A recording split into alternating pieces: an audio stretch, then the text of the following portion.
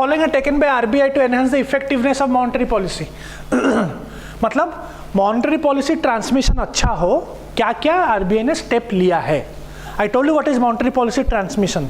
It should come to the customer, it should it should contain the inflation, objective जो है। Replacing MCLR by external benchmarking, LTRO that is long term repo operations, incremental CRR for certain sectors for a specific period. All these three you have to know what are all these three. Individual questions आ सकता है, very easy. What is MCLR?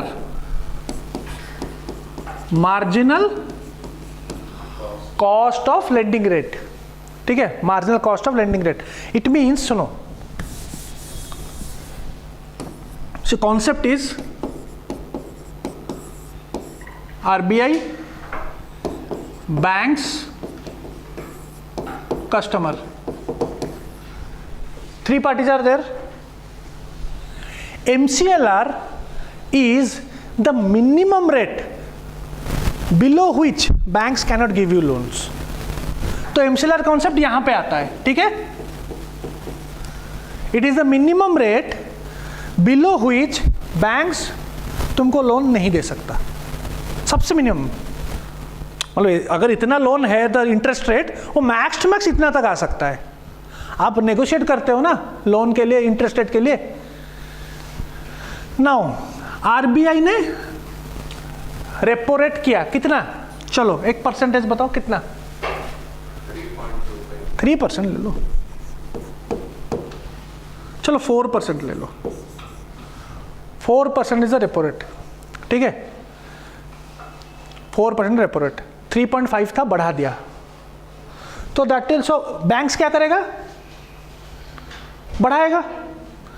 Bank से बढ़ाएगा ना, if it increases the repo rate तो banks will increase the interest rate, ठीक है? It will increase the interest rate. तो when will increase the interest rate तो एमसीएलआर कैलकुलेशन भी उस हिसाब से थोड़ा बढ़ जाएगा। All are related, right?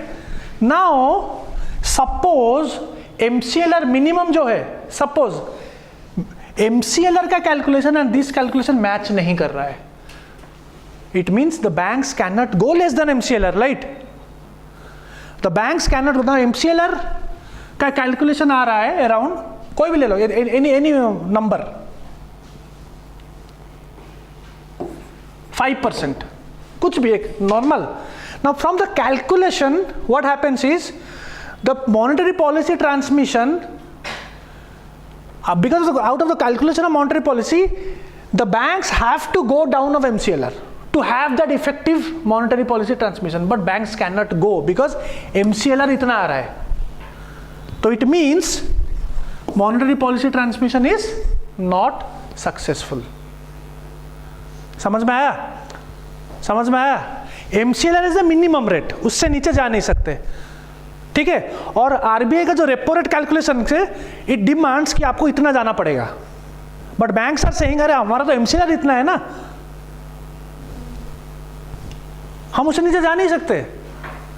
जितना इंटरेस्ट रेट कम होगा public will take funds from you, public will take loan from you. जितना इंटरेस्ट रेट कम होगा वो एमसीएलआर के नीचे जा नहीं सकते because of the RBI calculations. It's saying कि आपको एमसीएलआर के नीचे जाना पड़ेगा, but they are not able to go because of MCLR. So what is the problem? So it means RBI is taking decisions of repo rate, but it is not successful because of this MCLR. So recently what happened, MCLR का जो parameters है calculation, उन्होंने to go in detail, they will not ask, जो है उन्होंने MCLR को change कर दिया। क्या किया? एक्सटर्नली बेंचमार्क किया, किसके साथ? directly with repo rate. Directly अभी रेपो रेट के साथ लिंक कर दिया। रेपो रेट कम होगा, MCLR automatically synchronized, problem solve. Because MCLR was internal benchmarking, उनका जो पैरामीटर था it was internally benchmark. Now they have linked that MCLR, that is the minimum cost of lending of banks, with external benchmarking, taking repo rate into account. Things got solved. Clear? So Yes, it is correct. Enhance the effectiveness of monetary policy transmission. LTRO क्या है? Long term repo operation. No. What is repo? Repo is for short term, yes or no?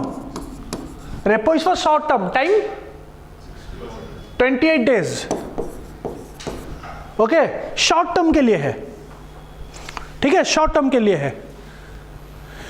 सरकार ने क्या किया, एक LTRO लाया बीच में, same rate, same repo rate but for long term. Solve हो गया. यूजुअली क्या होता है, लॉन्ग टर्म के लिए भी इंटरेस्ट रेट चेंज हो जाता है. Now they are giving the same rate but for long term loans also. Incremental CRR, sorry, incremental CRR क्या है ये? See, it is not used every time. It is not used every time. एक दो बार use हुआ है, कुछ कुछ एक सेक्टर में भी यूज होता है. It means 100% CRR. अभी CRR कितना है? What is now CRR? ठीक है, कोविड में जब डिमोनेटाइजेशन हुआ, बहुत पैसा बैंक्स को जाके तुम देते थे ना, you will go and give cash to the banks. तो बैंक्स के पास बहुत लिक्विडिटी आया. टू सक दैट लिक्विडिटी आरबीआई ने क्या किया, इंक्रीमेंटल CRR कर दिया. 100% सब पैसा हमको दो, एज ए CRR, सब पैसा हमको दो. नहीं तो जब बैंक के पास ज़्यादा पैसा आ जाता है ना, तो अगेन इन्फ्लेशन में इधर उधर हो सकता है, बाहर कुछ भी हो सकता है, ओवर लेंडिंग हो सकता है, बहुत कुछ हो सकता है. तो टू सक that access liquidity,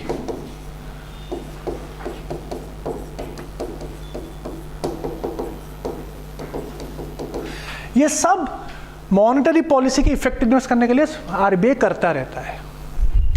100% CRR, but it is not always, for some time होता है बीच में, कोई एक सेक्टर के लिए करता है, not always.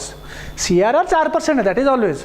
But incremental CRR जब 100% पूरा लिक्विडिटी बैंक सक करने के लिए, जितना भी पैसा आएगा सब आप हमें दो. CRR. Does bank earn interest on CRR? No, banks do not earn interest on CRR. Remember, banks do not earn interest on CRR. 4% they will park, but they will not earn any kind of interest.